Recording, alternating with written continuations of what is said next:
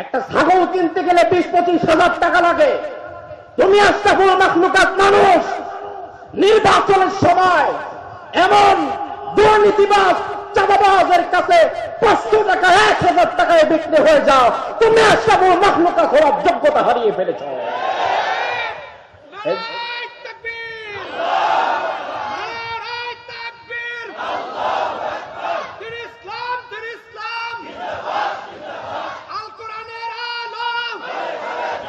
আগামীর বাংলাদেশে আমরা যারা পরিবর্তন চাই, কোরআনের এই মেসেজ অনুযায়ী আমাদেরকে দাঁড়াতে হবে, আমাদেরকে এক থাকতে হবে। তার কারণ হচ্ছে মুহররম মাস চলছে, কার কি কিন্তু আশুরা। আশুরার অনেক ইতিহাসের মধ্যে একটা ইতিহাস ছিল কারবালা। ইমাম হুসাইন কারবালার প্রান্তরে শহীদ হয়েছেন জায়গা জমির দ্বন্দ্ব নিয়ে, পারিবারিক কোন দ্বন্দ্ব নিয়ে।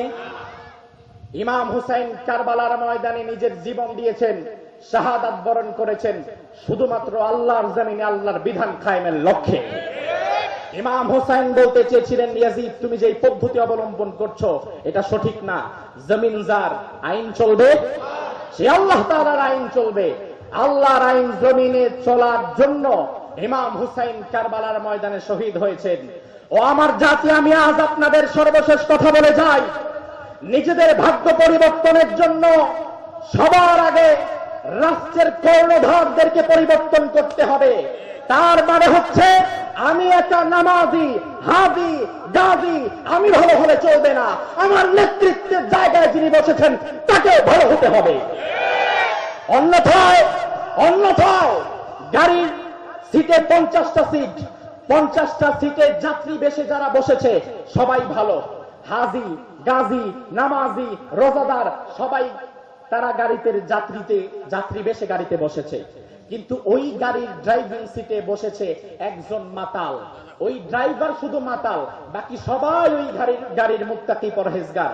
এবার আপনারা বলেন তো, ড্রাইভিং সিটে যদি মাতাল বসে, এই গাড়িটা কি ঢাকা থেকে ছেড়ে দিলে কক্সবাজার যাবে না খাদে যাবে? কোথায় যাবে? তার কারণ কি? ড্রাইভিং সিটে। এখন আপনি যতই ভালো হন, আল্লাহওয়ালা হন, টুপিওয়ালা হন, দাড়িওয়ালা হন আর তসবিওয়ালা হন, যদি নেতৃত্বের জায়গায় ইয়াজিদের মতো কাউকে বসায় রাখেন, আপনার গাড়িও কিন্তু খাদে যাবে। এজন্য নেতৃত্বের জায়গায় পরিবর্তন করতে হবে, আমাদেরকে প্রতিজ্ঞাবদ্ধ হতে হবে। আগামীর বাংলাদেশে আমরা কোরআনকে সংসদে ঢুকাতে চাই। কারা চাই জিহাদ আল্লাহর দেখা।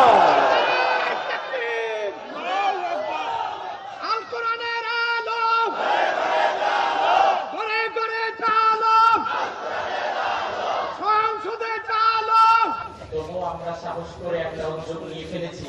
ভাবলাম সবাই তো শীতের দিন পরেই আমরা না হয় একটু বৃষ্টির মাঝে, তো আমরা আপনাদের জন্য যে মেহমানদের হাজির করেছি, এই মেহমানদের আগমন আবার শীত, বৃষ্টি, রোদ কোনো কিছু মানে না। যখনই হোক না কেন অংশগ্রহণ সেখানে থাকবে না ইনশাআল্লাহ। আমি আপনাদের সামনে সংক্ষিপ্ত আকারে ভেবেছিলাম 10 মিনিট, এখন আমি 10 মিনিটও না করে আমি 6 মিনিট, 5 থেকে 6 মিনিট আপনাদের থেকে সময় চেয়ে নিচ্ছি। এরপর করে ইনশাআল্লাহ আমাদের কাঙ্ক্ষিত মেহমান তিনি আলোচনা করবেন। তারপরে আল্লামা খালিদ সাইফুল্লাহ তিনি চলে আসছেন, তিনি আলোচনা করবেন। প্রথম বিষয়টা হচ্ছে মাদ্রাসাতুত তাকিয়া আল ইসলামিয়া। এটা আমি কখনো মনে করি না যেটা আমার ব্যক্তিগত কোনো প্রতিষ্ঠান। হ্যাঁ, এই প্রতিষ্ঠানের জন্য আমি বিগত 3 বছর আমার উপার্জিত প্রায় 1,20,00,000 টাকা অলমোস্ট আমি এখানে দিয়ে দিয়েছি। জমি কেনা, দ্বিতল ভবন করা।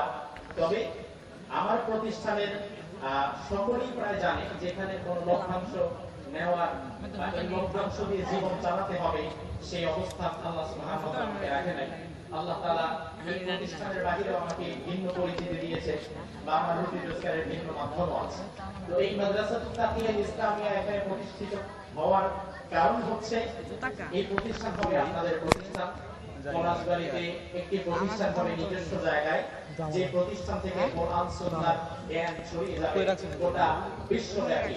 যে ছেলেটা বক্তব্য দিল বয়স কিন্তু কম, কিন্তু আমরা এই সকল বাচ্চাদেরকে আগামী দিনের এক একজন আব্দুল্লাহ আল আমিন হিসাবে গড়ে তুলতে চাই। আমরা এই সকল ছেলেদেরকে আগামী দিনের একজন আল্লামা খালিদ সাইফুল্লাহ আইয়ুবী হিসাবে গড়ে তুলতে চাই। আপনারা কি দেখতে চান না এমন দৃশ্য? 2 নাম্বার বিষয় সংক্ষেপে বলছি, আপনারা আমাদের পেছনের ব্যানার এবং আমাদের হ্যান্ডবিলও আপনারা দেখেছেন, মাদ্রাসাতুত তাকিয়াল ইসলামিয়া ও নির্মিতব্য মসজিদুল আকসা এর উদ্যোগে। মসজিদুল আকসা হচ্ছে এটা আমাদের একটা ড্রিম প্রজেক্ট। আমাদের মাদ্রাসার পাশেই 4% জায়গা, এটা আমরা একটা মসজিদ নির্মাণের স্বপ্ন দেখেছি। যে মসজিদটা হবে পরিপূর্ণ সুন্নাহ ভিত্তিক, গতানুগতিক ধারার মতো কোনো মসজিদ না। অর্থাৎ যেই মসজিদে একজন ইমাম, একজন খতিব, একজন দাঈ ইলাল্লাহ সম্পূর্ণ নির্বিঘ্নে কোরআন সুন্নাহর কথা বলতে পারবে এমন একটা মিম্বার এখানে আমরা প্রতিষ্ঠা করব। তার কারণ হচ্ছে বর্তমান সারা বাংলাদেশে অসংখ্য বড় বড় মসজিদ আছে, মডেল মসজিদ আছে, কিন্তু অধিকাংশ মসজিদে কমিটি আর সভাপতির জ্বালায় ইমাম সাহেব হক কথা বলতে পারে না। তো আমরা নিয়ত করেছি আমরা মসজিদুল আকসাকে বিনির্মাণ করব রাসূলের সুন্নতি আলোকে, নববী আদর্শের আলোকে এই মসজিদ পরিচালিত হবে। যেই মসজিদের তালা কখনো বন্ধ হবে না, অর্থাৎ শুধু নামাজের টাইমে খোলা হয়েছে পরে আবার বন্ধ, এমন না। প্রয়োজনে আমরা মসজিদ মাদ্রাসার গেটকে একত্রিত করে আলাদা দারোয়ান রেখে দিব, তবে 24 ঘন্টায় তালা খোলা থাকবে, যেন একজন ক্লান্ত পথিক এসে বিশ্রাম নিতে পারে, একজন পিপাসার্ত মুসাফির এসে এখানে পানি পান করতে পারে, একজন মানুষ তার নামাজ হয়তো জামাত ছুটে গিয়েছে, পরবর্তীতে আধা ঘন্টা পরে এসেও যেন সে মসজিদে প্রবেশ করে নামাজ পড়তে পারে, এমন একটা সুন্নাহ ভিত্তিক পরিচালিত মসজিদ আমরা এখানে গড়তে চাই, যেখানে শিশু বান্ধব পরিবেশ থাকবে, যেখানে মুরব্বীদের জন্য দ্বীনি শিক্ষার ব্যবস্থা থাকবে, যেখানে যুবকদের জন্য আলাদা মাইন্ড ট্রেনিং এর ব্যবস্থা থাকবে।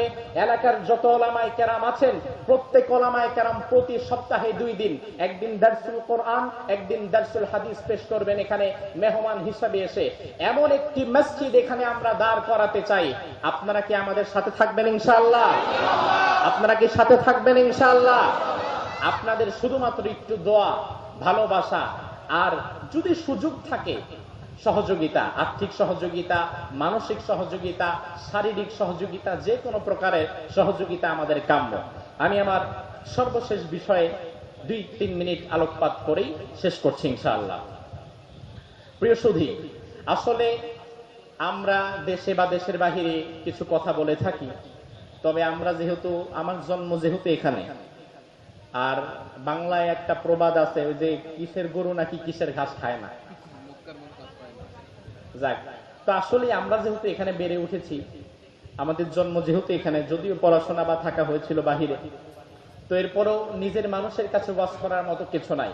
কারণ ঘুরে ফিরে আপনাদের সকলের চেহারাগুলো আমার চেনা, কেউ হয়তো মামা, কেউ হয়তো নানা, বা এই কেন্দ্রিক আত্মীয়, যেহেতু আমার মায়ের বাড়ি এই জায়গায়, এই কেন্দ্রিক আত্মীয়ই আপনারা সবাই। আমি আপনাদেরকে বড় ভালোবাসা নিয়ে আজ একটি কথা বলতে চাই। তার কারণ আমরা সবাই একটি পরিবর্তন চাই। আপনারা কি পরিবর্তন চান? আচ্ছা, আপনারা সবাই কি পরিবর্তন চান? আমাদের ভাইরা একটু কথা বলেন, সবাই কি পরিবর্তন চান? কি পরিবর্তন চান?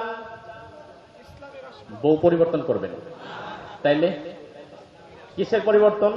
আচ্ছা বাদ দেন, আমি আমার কথা বলি, দেখি আপনার মত আমার সাথে মিলে কিনা। বলবো, আমি বেসিক্যালি যেই পরিবর্তন চাই, আমি ঘনে ধরা সমাজ ব্যবস্থার পরিবর্তন চাই, আমি রাষ্ট্র ব্যবস্থার পরিবর্তন চাই, আমি নেতৃত্বের পরিবর্তন চাই, আমি 55 বছরের এই বাংলাদেশের এমন পরিবর্তন চাই, যেই পরিবর্তন 1500 বছর আগে নবী মুহাম্মদুর রাসূলুল্লাহ গড়ে গিয়েছে।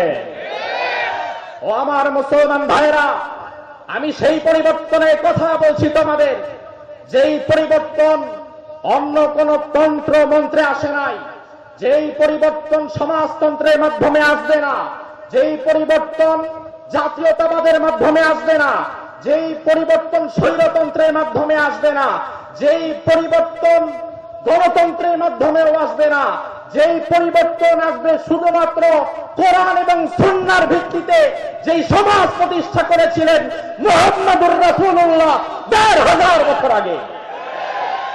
এমন একটি পরিবর্তন আমরা সবাই চাই। আপনারা কি চান? এবার যদি আমরা কোরআনকে প্রশ্ন করি, তাহলে কোরআন সেই পরিবর্তনের জন্য আমাদের কি করা লাগবে? কোরআন আমাদের জানিয়ে দিচ্ছে, ইন্নাল্লাহা লা ইউগাইয়িরু মা বিকওমিন হাত্তা ইউগাইয়িরু মা বিআনফুসিহিম। আমরা সবাই আল্লাহরে বলি, আল্লাহ পরিবর্তন দাও, আল্লাহ শান্তি দাও, আল্লাহ সুখ দাও, আল্লাহ দুর্নীতি বন্ধ করো, আল্লাহ আত্মবাসিনা, আল্লাহ জালিম সরাও, আল্লাহ স্বৈরাচার সরাও। আল্লাহ বলে, বান্দা কোরআনের কাছে যাও। কোরআন খুলেন, কোরআন আপনাকে বলছে, যেই জাতির লোকেরা, ভালো করে বোঝেন কোরআনের কথা, যেই জাতির লোকেরা নিজেদের ভাগ্যের জন্য নিজেরা সচেষ্ট হয়ে না দাঁড়ায়, যেই জাতির লোকেরা নিজেদের ভাগ্যের পরিবর্তনের জন্য নিজেরা না দাঁড়ায়, আল্লাহ তাআলা কোনদিন ওই জাতির ভাগ্যকে পরিবর্তন করে না। এটা কোরআনের কথা। তার মানে আমরা যদি পরিবর্তন চাই, আমরা যদি কাঙ্ক্ষিত পরিবর্তন চাই, এমন একটি সমাজ যদি আমরা গড়ে তুলতে চাই, যেই সমাজ ১৫০০ বছর আগে মুহাম্মদুর রাসূলুল্লাহ গড়ে গিয়েছেন, তাহলে আমাদেরকে নিজেদের পরিবর্তনের জন্য নিজেদেরকে দাঁড়াতে হবে। কথা কোন ঠিক কিনা? নিজেদেরকে সচেষ্ট হওয়ার দরকার আছে না নাই? বিক্রি হয়ে যাওয়া যাবে? বিক্রি হয়ে যাওয়া যাবে? তার কারণ আমার ভাইরা, কোরবানির বাজারে আজ একটা নরমাল ছাগল কিনতে গেলেও ১৫-২০ হাজার টাকা লাগে, লাগে না? একটা ছাগল কিনতে গেলে ২০-২৫ হাজার টাকা লাগে। তুমি আশরাফুল মাখলুকাত মানুষ, নির্বাচনের সময় এমন দুর্নীতিবাজ চাঁদাবাজের কাছে ৫০০ টাকা ১,০০০ টাকায় বিক্রি হয়ে যাও, তুমি আশরাফুল মাখলুকাত হওয়ার যোগ্যতা হারিয়ে ফেলেছ।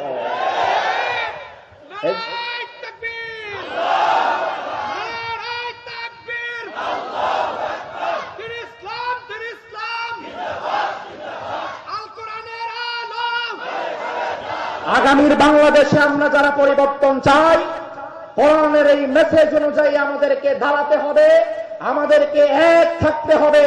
তার কারণ হচ্ছে মুহররম মাস চলছে, কার কি? কিন্তু আশুরা। আশুরার অনেক ইতিহাসের মধ্যে একটা ইতিহাস ছিল কারবালা। ইমাম হুসাইন কারবালার প্রান্তরে শহীদ হয়েছেন, জায়গা জমির দ্বন্দ্ব নিয়ে, পারিবারিক কোন দ্বন্দ্ব নিয়ে। ইমাম হুসাইন কারবালার ময়দানে নিজের জীবন দিয়েছেন, শাহাদাত বরণ করেছেন, শুধুমাত্র আল্লাহর জমিনে আল্লাহর বিধান কায়েমের লক্ষ্যে। ইমাম হুসাইন বলতে চেয়েছিলেন, ইয়াজিদ তুমি যে পদ্ধতি অবলম্বন করছো এটা সঠিক না। জমিন যার, আইন চলবে, সে আল্লাহ তাআলার আইন চলবে।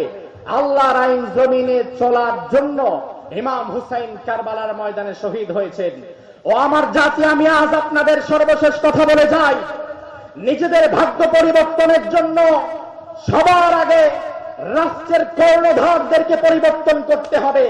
তার মানে হচ্ছে, আমি একটা নামাজি, হাজি, গাজী, আমি ভালো হলে চলবে না, আমার নেতৃত্বের জায়গায় যিনি বসেছেন তাকে ভালো হতে হবে।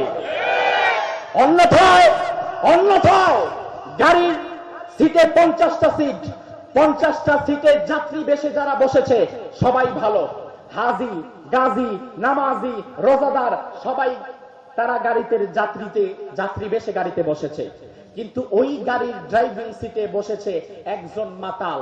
ওই ড্রাইভার শুধু মাতাল, বাকি সবাই ওই গাড়ির মুত্তাকি পরহেজগার। এবার আপনারা বলেন তো, ড্রাইভিং সিটে যদি মাতাল বসে, এই গাড়িটা কি ঢাকা থেকে ছেড়ে দিলে কক্সবাজার যাবে না খাদে যাবে? কোথায় যাবে? তার কারণ কি? ড্রাইভিং সিটে। এখন আপনি যতই ভালো হন, আল্লাহওয়ালা হন, টুপিওয়ালা হন, দাড়িওয়ালা হন আর তসবিওয়ালা হন, যদি নেতৃত্বের জায়গায় ইয়াজিদের মতো কাউকে বসায় রাখেন, আপনার গাড়িও কিন্তু খাতে যাবে। এজন্য নেতৃত্বের জায়গায় পরিবর্তন করতে হবে, আমাদেরকে প্রতিজ্ঞাবদ্ধ হতে হবে। আগামীর বাংলাদেশে আমরা কোরআনকে সংসদে ঢুকাতে চাই। কারা কারা চাই? দুই হাত তুলে আল্লাহর দেখা।